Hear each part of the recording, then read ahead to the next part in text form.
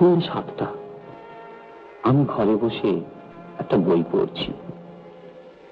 আমার কম্পাউন্ডার হরিপদ এক পট চা এনে রেখে দিল। এমন সময়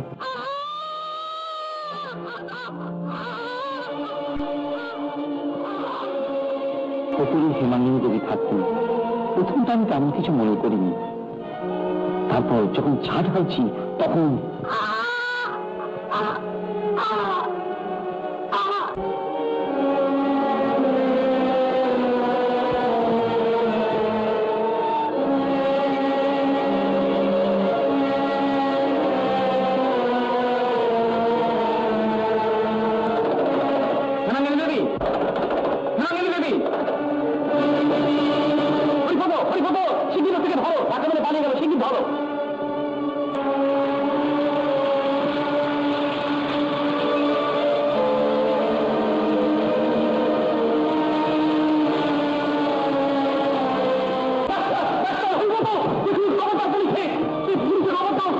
উপস্থিত হলেন ডক্টর মৈত্র।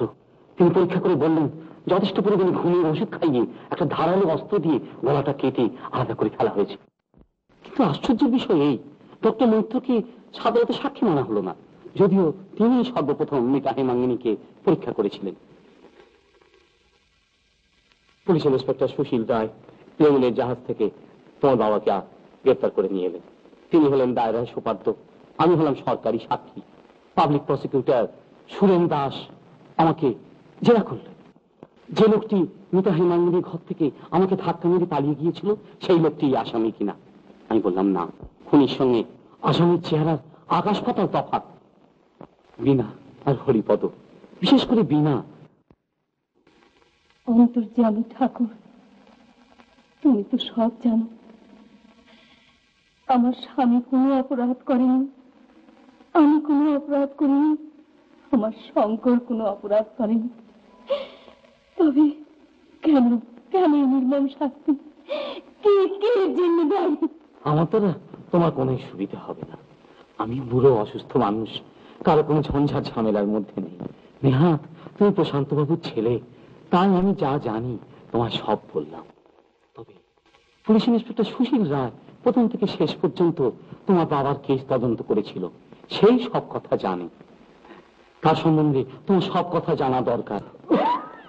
আচ্ছা, সুশীল বাবু এখন কোথায় থাকেন বলতে পারেন?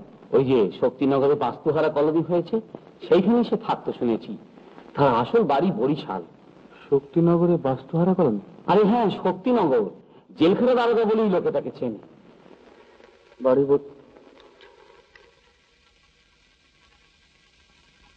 আর ডক্টর মৈত্র, যিনি সর্বপ্রথম হেমাঙ্গিনী মৃতদেহ পরীক্ষা করেন, তিনি এখন কোথায় থাকেন? তিনি যুদ্ধে গিয়েছিলেন, এখন মস্ত বড় ডাক্তার হয়ে গেছেন শুনেছি। IFSFR CS হয়ে কলকাতার কোন হাসপাতালের সঙ্গে সংশ্লিষ্ট। বিনা হরিপদ? হরিপদ মহেশগঞ্জে ওষুধের দোকান করে। আর বিনার এখন সে বিনা নেই, তার অবস্থা ফিরে গেছে। এই বাড়ির তো সে অর্ধেকের মালিক। দুদিন পরে হয়তো পুরো মালিকই হয়ে যাবেন। আর ওই শিল্পাগার বলে দোকানটা, তারও অর্ধেকের সে মালিক। শিল্পাগার? আচ্ছা, বিনা থাকে কোথায়? এই তো আমাদের ওই ওপরের পাশের ফ্ল্যাটে, আমি তো তারই ভাড়াটে।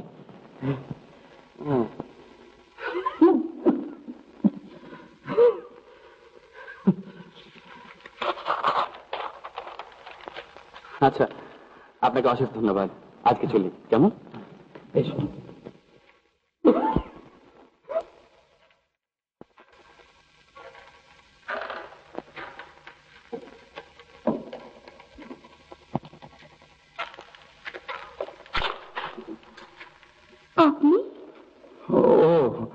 তারাপদ সরকার মশাইয়ের সঙ্গে দেখা করতে এসেছিলাম। তারাপদ বাবু দেখা পেলেন? হ্যাঁ, পেলাম। আচ্ছা, আপনি বুঝি এই বাড়িতেই থাকেন? এই বাড়িটা তো আমারই, তারাপদ বাবু আমারই ভাড়াটে। ওপরের ফ্ল্যাটে আমি থাকি। ও তাই নাকি? আপনি বুঝি তারাপদ বাবুর কেউ হন? আগে না, আমি তার কাছে এসেছিলাম একটা কাজে। কাজ মিটলো? আগে হ্যাঁ, তা এরকম মিটলো। আচ্ছা, আপনি কোথায় থাকেন? এর আগে তো আপনাকে আমি কখনো দেখিনি। আগে না। তা তাহলে সুশীল রায়ের খোঁজ আপনারা দিতে পারেন? পারি না মানে? নিশ্চয়ই পারি। এই যে খাতাটা দেখছেন, এই খাতার মধ্যে 143 জন সুশীল রায় আছে। 143 জন সুশীল রায়? আরে বোঝা আগে থাকতে চমকাচ্ছেন, আগে লিস্টটা দেখুন। চাটগাঁর সুশীল রায় 27 জন, কুমিল্লার 19 জন, ঢাকার 52 জন, ত্রিপুরা 16 জন, ময়মনসিংহের 41 আর বরিশালের 14 জন। এর মধ্যে আপনার সুশীল রায় কোনজন? আগে তার বাড়ি বরিশাল। ও, তার বাড়ি বরিশাল। আচ্ছা, তা বরিশালের তো 14 জনের মধ্যে মশাই 3 জন মারা গিয়েছে, 8 জন থাকে নবদ্বীপে, আর বাকি 3 জনের মধ্যে তো একজন মোটা টাকা ঋণ নিয়ে সরে পড়েছে। আমাদের এই যে খাতা দেখছেন না, এই খাতা হচ্ছে বৃহৎ শব্দকল্পদ্র। তা আপনার সুশীল রায় থেকে? আগে সুশীল বাবু জেলখানা দারোগা নামে পড়ে। তাই বলুন যে জেলখানা সুশীল রায় বাড়ি বিক্রি করে সরে পড়েছে। বাড়ি বিক্রি করে সরে পড়েছেন? হ্যাঁ। তা আপনি এক কাজ করুন না, আপনি ওই আমাদের মিডিল পাড়ার নিবারণ কুড়িকে জিজ্ঞাসা করুন না, ও খবর দিতে পারে। নিবারণ কুড়িকে চেনেন না? আমি বলছি নিবারণ ময়রা। নিবারণ ময়রার হাতের ওই আপনার সরপুরিয়া, কাঁচা গোল্লা, আর তারপর ধরেন ওই ছানার জিলিপি, ওটাই কি বলবো, মুখে দিয়ে যদি একটু চাপ দিয়েছেন একেবারে ছুড়ুক করে পেটের মধ্যে ঢুকে গেছে, বুঝেছেন? ও চিবোতে হয় না, চিবোতে হয় না। তারপর ধরেন যে সরপুরিয়া। ধন্যবাদ।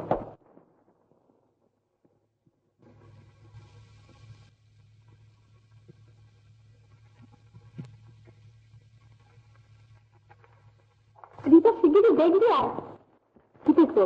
তোর সেদিনের বন্ধু। আমাদের আর বন্ধু কোথায়? সেদিন যার সঙ্গে এক রিক্সা থেকে নামলি, কোথায় গেছিলি? ওই যে নিবারণ মামার দোকানের সামনে।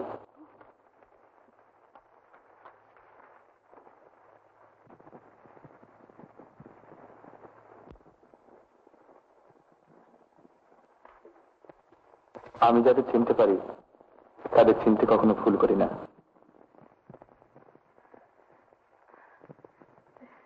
আপনার ডায়েরিটা কাল ফেলে এসেছিলেন সমাচার অফিসে। আমি ভাবছিলাম আপনাকে হোটেলে গিয়ে পৌঁছে দিয়ে আসি। থাক, আর ধন্যবাদ দেবার দরকার হবে না। এই ডায়েরিটা আমার খুব দরকারি। বাহ, দরকারি জিনিস অথচ যেখানে সেখানে ফেলে আসেন মনেও থাকে না। এমনি দিশেহারা। সত্যি দিশেহারা। আপনাকে দেখে তো মনে হচ্ছে রাত্রে বোধহয় ঘুম হয়নি, তার উপরে বোধহয় সারাদিন টোটো করে ঘুরে বেরিয়েছেন। আচ্ছা, নিবারণ ময়রার দোকানে কেন এসেছিলেন বলুন তো?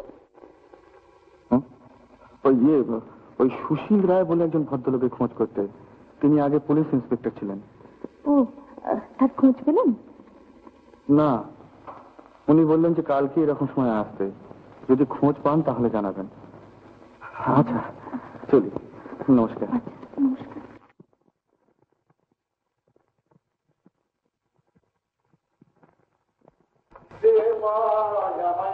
দাদু, দাদু, আমি মুখারাম নই শঙ্করী, দে মায় আমায় তবিল দাদি। আপনার মায়ের বউ, তার থেকে লিখতে পারে। থাক, আপনি সে তবিল নিয়ে কি করবেন?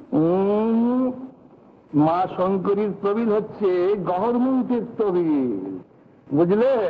ও রামপ্রসাদই শুধু সার বুঝেছিল।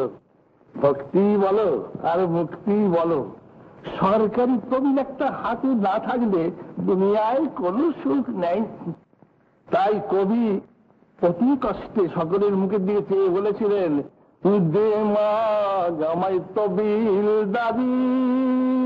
আপনার মার তবিল মারি থাকবে, কিন্তু একটা পরীক্ষা দিতে হবে। বলো ফোন নাম্বার। সুশীল রায়, সিআইডি ইন্সপেক্টর। হেমাঙ্গিনীর কেস তদবির করেছিল জেলখানা দারোগা। শক্তিগড়ের বাড়ি বেঁধে দিয়ে 17 নম্বর স্টেশন ধরে বাড়ি ভাড়া করে থাকতো। কেমন করে জানবেন? হাত গুড়ি মানে? মানে বছরখানেক আগে বাড়ি বিক্রির বিজ্ঞাপন বেরিয়েছিল সমাচারে। তাও আপনার মনে আছে? দেখছো মনে আছে, কাজে কোনো প্রশ্ন হয় না। আচ্ছা, এখন তিনি কোথায় আছেন? এখন এখন তুমি ইহলোকে আছেন নিশ্চয়ই, যখন পরলোক গমনের কোনো খবরই পাইনি। কোথায় আছেন দাদু? 2 সপ্তাহ আগেকার সমাচার দেখো, তাহলে সব জানতে পারবে। দে মা আমায় তো দিল দাবি, আমি মুখারাম নই শঙ্করী।